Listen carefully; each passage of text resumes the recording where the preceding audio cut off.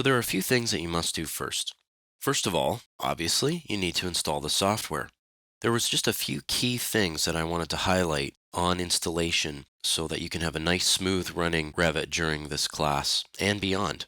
Number one, you're going to need to download the software from your Autodesk subscription site or request a DVD from your reseller. Either way, your reseller can help you get the media.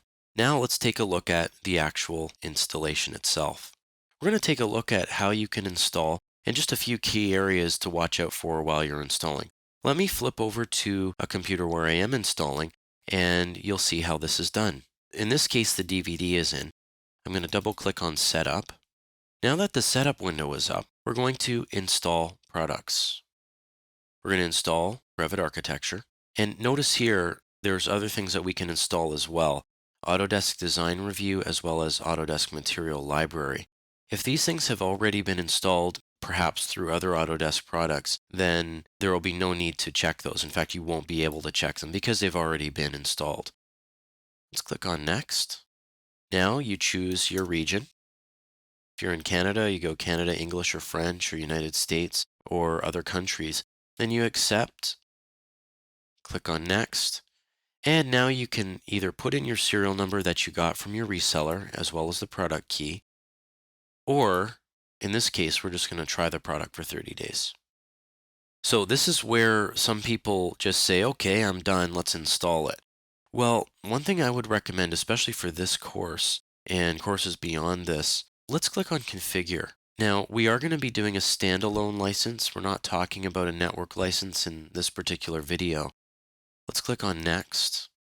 So we're still configuring. This is interesting here, the language. Okay, English. The default unit. So this is just going to be the default template that Revit is going to want to present, and then the default usage as well.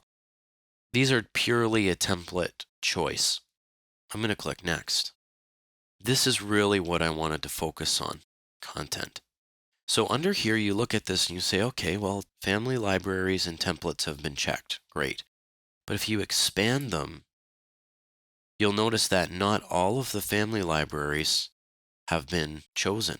And this is just a lot of content that, sure, maybe you don't need it all, but there's going to be little things in here that you will need and that you'll want. For instance, just because I picked metric doesn't mean I don't want North American imperial content, as well as the imperial templates.